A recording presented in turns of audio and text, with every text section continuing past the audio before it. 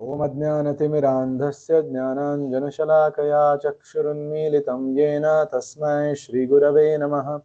नमः ॐ विष्णुपादाय कृष्णप्रेष्ठाय भूतले श्रीमते भक्तिवेदान्तस्वामिन्निति नामिने। नमस्ते सारस्वते देवे गौरवाणी प्रचारिणे निर्विशेष शून्यवादी पाश्चात्यदेशतारिणे।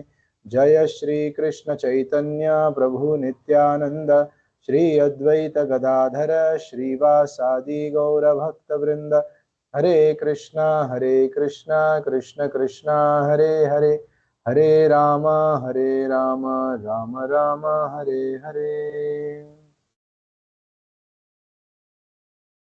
Welcome you all for the book reading session. The book The Path of Perfection by His Divine Grace A.C. Bhaktivedanta Swami Srila Prabhupada.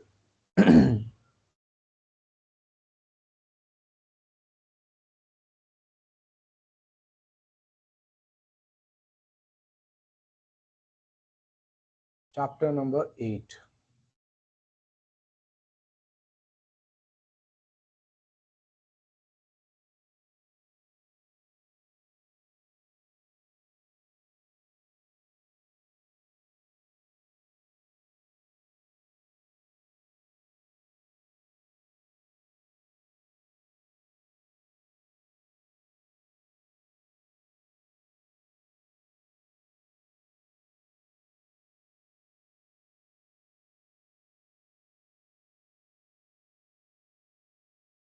योगिनामपि सर्वेषां मद्गतेनन्तरात्मना श्रद्धावान् भजते यो मां समे युक्ततमो मतः.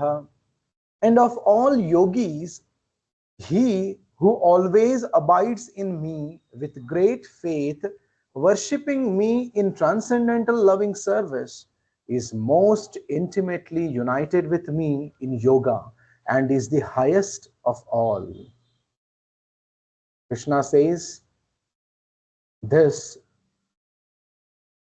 in conclusion of chapter number 6 in Bhagavad Gita. This is the last verse of chapter number 6,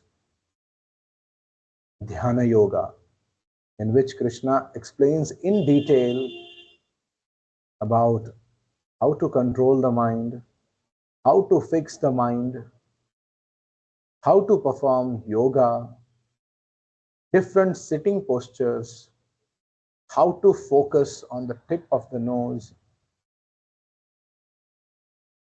all different processes of Ashtanga Yoga. But ultimately, in conclusion of this chapter, Krishna says one can perform different kinds of yoga. One may be a Jnana Yogi, Dhyana Yogi, Ashtanga Yogi, or any kind of a yogi. But of all the yogis, which yogi is greatest? Which yogi is very dear to Krishna? What is Krishna's opinion about who is great? Krishna gives his opinion here in this last verse. He says, of all the yogis, yoginam api sarvesham madgaten antaratmana, the one who has kept me within his heart always, constantly, and shraddhavan bhajate yomam, and with great transcendental faith, he worships me. Bhajate yo, yah bhajate mam. Mam yah bhajate, one who worships me. Krishna clearly says here that any yogi who has kept me in his heart, in the core of his heart, and he worships me. Many times people say, Krishna is in my heart, Krishna is in my heart. Okay, Krishna is in your heart. What are you doing for Krishna?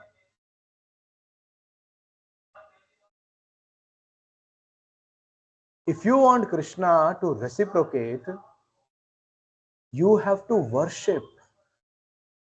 And worship also not the worship, the formal worship. right? The ritualistic worship. No. Krishna says, one who worships me with transcendental loving service, with great faith, bhajate, same yuktatamo mataha. That kind of yogi is yuktatamaha, is the greatest of all, is the highest of all. Here, it is clearly stated. Sorry. Here it is clearly stated that there are many types of yogis: Ashtanga yogis, Hatha yogis, Jnana yogis, Karma yogis, and Bhakti yogis. And of all the yogis, he who always abides in me is said to be the greatest of all. In me means in Krishna. That is, the greatest yogi is always in Krishna consciousness. Such a yogi abides in me with great faith, worshipping me in transcendental loving service, is most intimately united with me in yoga, and is the highest of all. This is the prime instruction of this sixth chapter on Sankhya Yoga. This chapter is also called as Sankhya Yoga and Dhyana Yoga also. If one wants to attain the highest platform of yoga, one must remain in Krishna consciousness. In Sanskrit, the word bhajate, with its root bhaj, bhaj dhatu, means to render service. Sometimes people think bhajan means just a musical presentation, singing and musical instruments played together in rhythm. Yes, that is also bhajan when that is meant for the glorification of the Lord and not for the sense gratification, not for the appreciation of the audience. When it is done for the pleasure of the Lord, for the service of the Lord, that also becomes bhajan. But bhajan in general means service.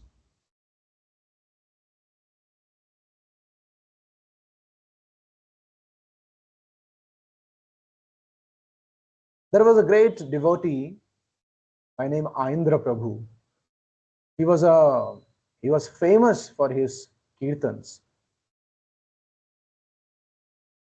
He used to say, in fact, he made an album. The name of that album was Kirtan is our bhajan, meaning my service to Krishna is kirtan. Bhajan means seva, bhajan means service, and kirtan is my service. Kirtan is our bhajan. That is the meaning of it. So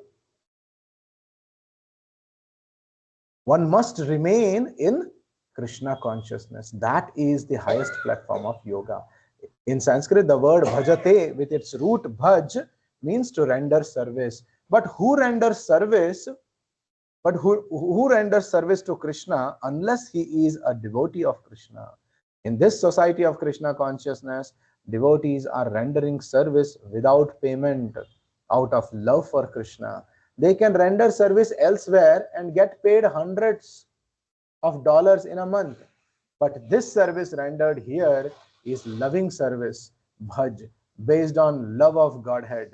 Devotees render service in many ways: gardening, typing, cooking, cleaning, etc. All activities are connected with Krishna. And therefore, Krishna consciousness is prevailing 24 hours a day. This is the highest type of yoga. That is worshipping me in transcendental loving service. As stated before, the perfection of yoga is keeping one's consciousness in contact with Vishnu or Krishna. Because yoga means to connect, right? As we have heard multiple times, the word yoga comes from the root Sanskrit word yuj.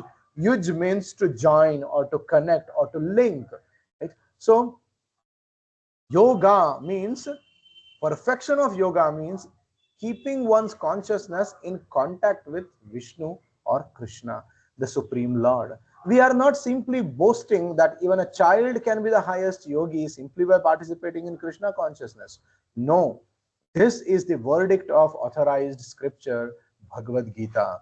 These words are not our creation, but are specifically stated by Lord Sri Krishna, the Supreme Personality of Godhead Himself. Actually, worship and service are somewhat different. Right? We'll see little difference between what is worship and service. Worship implies some motive. Worshipping is done with some motive, with some intentions, with some expectation of results. I worship a friend or an important man because if I can please that person, I may derive some profit. Those who worship the demigods worship for some ulterior purpose, and that is condemned in the 7th chapter of Bhagavad Gita. Those who worship the devatas worship for some ulterior purpose, and that is condemned in the 7th chapter of the Bhagavad Gita. We see in our society, hardly you can find, it is very, very rare to find a person who is worshipping any devata without any ulterior motive. If you can find such a person and you try to give him Krishna consciousness, that person will quickly take up Krishna consciousness, because anybody who comes to the platform of Nishkama Seva, he can easily become Krishna conscious. He can easily become devotee of Krishna. Because if anybody wants to serve Krishna, he must have this attitude of service, that is Nishkama Seva. So if any person is performing some seva to any devata and he is not expecting any result, he is doing it without any expectation, without any ulterior purpose, then definitely that devata will elevate that person to devotion to Krishna. But Krishna condemns this kind of worship, that people worship devatas with some ulterior motive, right? Even many people, they consider Krishna also as one of the demigods, as one of the devatas, and they come to Krishna temples also, they come to ISKCON temple also with lot of desires. They come, they express their desires in front of Krishna, they bow down to Krishna. Externally, they may appear like they are the greatest devotees, they are the pure devotees, right? But internally, they have so many desires. But one good thing about them is that with those desires, they approach Krishna. So slowly, they will be purified. That is for sure, they will be purified. If they constantly approach Krishna for their material desires, they will be one day purified. So what Krishna says about this kind of worship of devatas with ulterior purpose? Kamaistaistairhritadnyanah prapadyante anya devatah tam tam niyamamasthaya prakritya niyatah svaya. Kamaistaistairhritadnyanah, impelled by, pulled by material desires, and whose intelligence is gone. Hritadnyanaha, whose knowledge is stolen.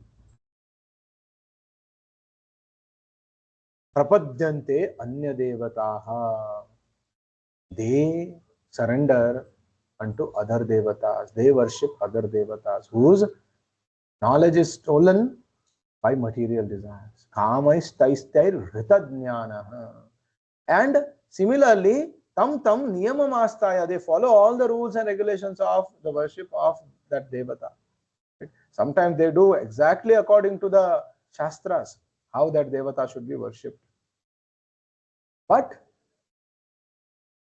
They worship those devatas with desires, and their knowledge, true knowledge, is stolen. Those whose minds are distorted by material desires surrender unto demigods and follow the particular rules and regulations of worship according to their own natures. Those who are bewildered by lust worship the devatas with a motive. Therefore, when we speak of worship, some motive is implied. Service, however, is different. For in service, there is no motive. Service is rendered out of love, just as a mother renders service to her child out of love alone, love only. Everyone can neglect that child, but the mother cannot, because love is present. Bhaj dhatu is similar in that there is no question of motive, but service is rendered out of pure love. That is the perfection of Krishna consciousness.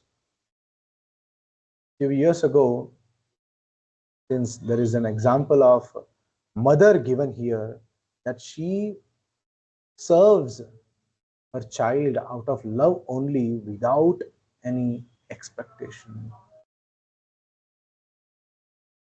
There was one donor of the temple, and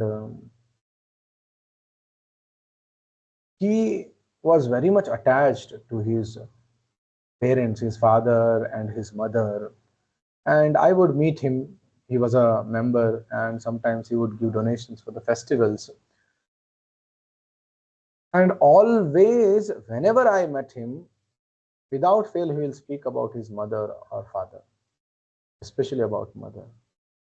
And he was very attached to his mother. He is from the North India, but he settled here, and mother was there. And one day, after a few years, he brought his mother also here. And one day I asked him that why are you so much attached to your mother? And in reply, he said that my mother has brought us up because we were 4 children. She took great hardships. She took lot of tapasya to brought us up. Sometimes it would so happen that they would not get to eat when one time meal a day. And once it so happened, because this person was the eldest son,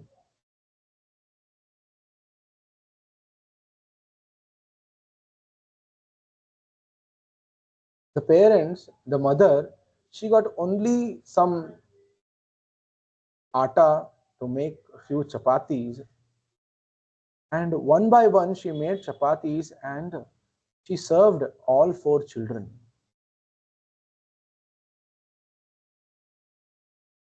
And when it was the chapatis were getting exhausted, the last chapati came, even that also, without any hesitation, without even any of her children coming to know that that is the last chapati, though she has not even for a whole day, she served that chapati to the children, and she remained drinking only water. And this was seen by this son, that her mother had served them so nicely. Without caring for her own hunger, she served her children.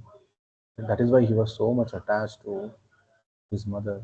And of course, I suggested him that he should chant Hare Krishna mantra. If he wants to give real benefit to his mother, then yes, apart from the external care, he should chant Hare Krishna Mahamantra. And he should make his mother also chant.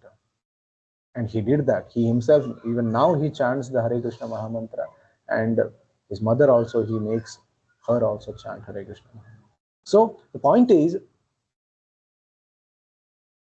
in this world, if there is little selfless love exists, that exists in mother towards her children. That is called as service. Everyone can neglect their child, but the mother cannot, because love is present.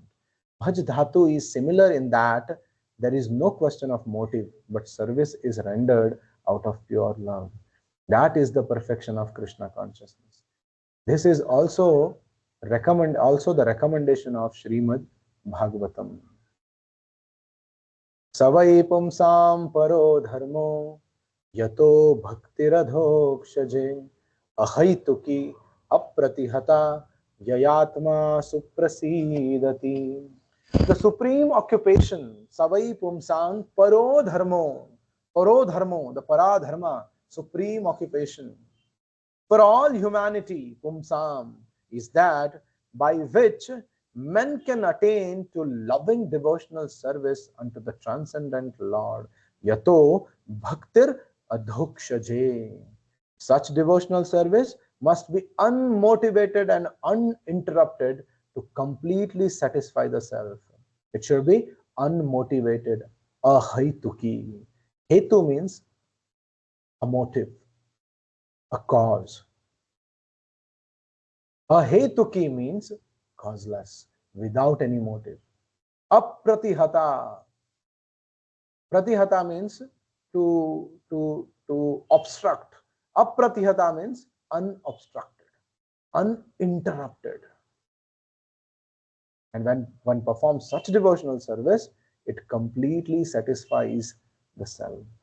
Yayatma, that Atma, that devotee who performs such devotional service unto Adhokshaja, Ahetuki and Apratiyata devotional service, he becomes completely satisfied. That is why we see, even what to speak of performing devotional service to Krishna, Ahetuki and Apratihata, even devotional service performed to Krishna with a motive and which is interrupted in between, such a devotional service also makes the person satisfied. It keeps him satisfied in his life.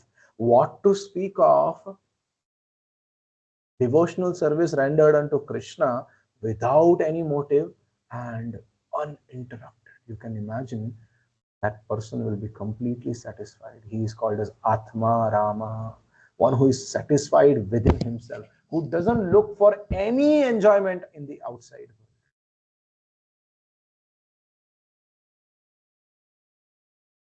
The word bhakti comes from the same root as bhaj. The test of a first class religion is whether or not we are developing our love for God. If we practice religion with some ulterior motive, hoping to fulfill our material necessities, our religion is not first class but third class.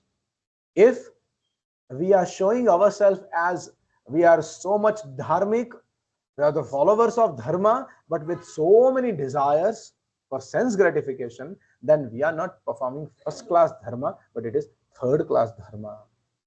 It must be understood that first class religion is that by which we can develop our love of Godhead. Ahituki apratihata.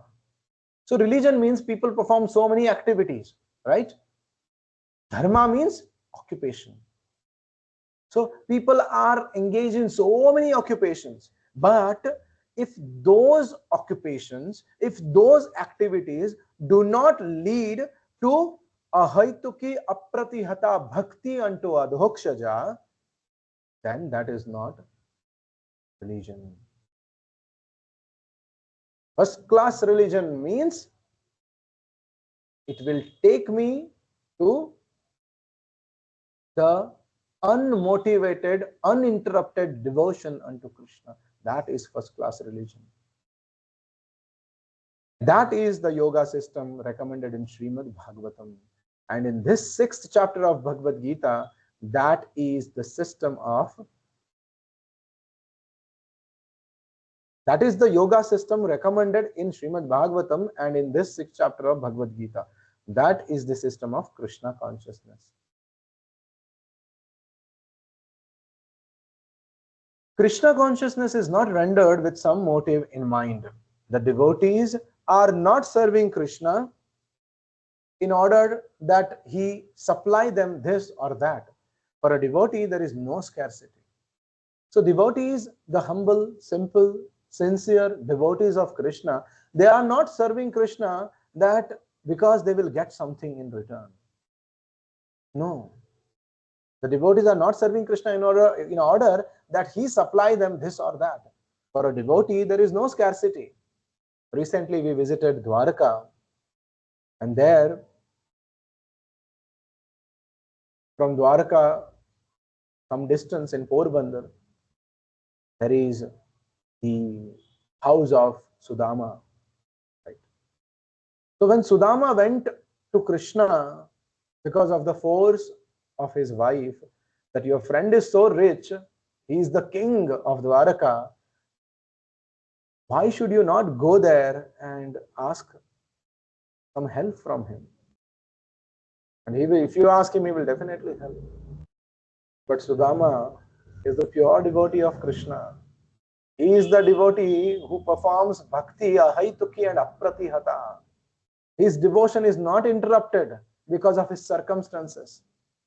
In our case, there is little disturbance in our family. There is little anxiety, little trouble. We forget Krishna. We try to use our own intelligence, or we say, what is the use of such worship of Krishna? Krishna is putting me in so much trouble, so much dukkha. In spite of chanting Hare Krishna, in spite of worshipping Krishna, I am suffering. So sometimes we may give up our service, but look at Sudama. He never stopped his bhajan. He never stopped singing Krishna's names. Sometimes for days together, he did not get to eat anything.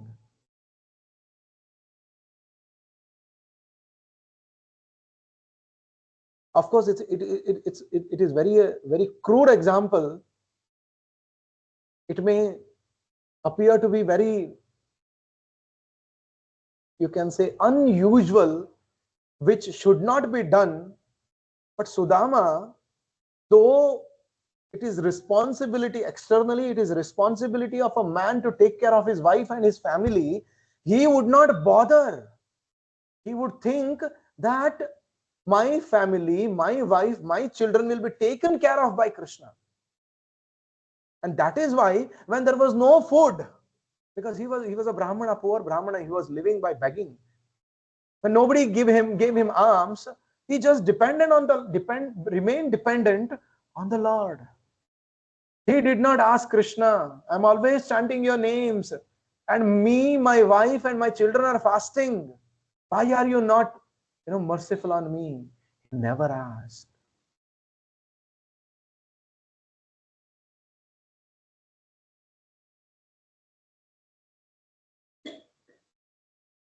So, this is what is called as pure devotional service. This is what is called as ahaituki apratihata devotional service.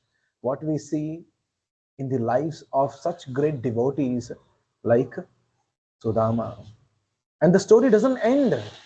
Sudama went with some flattened rice, which was again borrowed or begged by his wife from his neighboring house.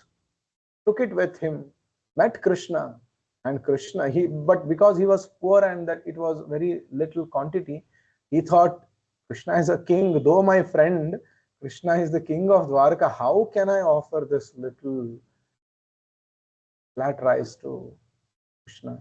It's very cheap, very poor food, right? But Krishna stole it from Sudama, seeing that Sudama was trying to hide it. Krishna did all kinds of service to Sudama. He washed his feet. He ordered Rukmini Devi, who is Sakshat Lakshmi, to fan Sudama. That is the position of a pure devotee. Sakshat Lakshmi is fanning Sudama. He gives him new clothes, nice place to rest, wonderful food to eat. But Sudama, instead of remembering and speaking to Krishna the purpose for which he came, he had forgotten everything just by having darshan of Krishna. And he returned to his house without asking anything from Krishna. Again, that's not the end of the story. As he returned towards his house, it was an old hut. The same place he saw, there was a palatial building, a huge palace with all kinds of facilities for sense gratification. And what next? His children, his wife, they came out of the palace to welcome Sudama, that Krishna gave us such a wonderful gift. They came with a lot of pomp, with a lot of happiness. Wife is wearing all kinds of jewels. So happy.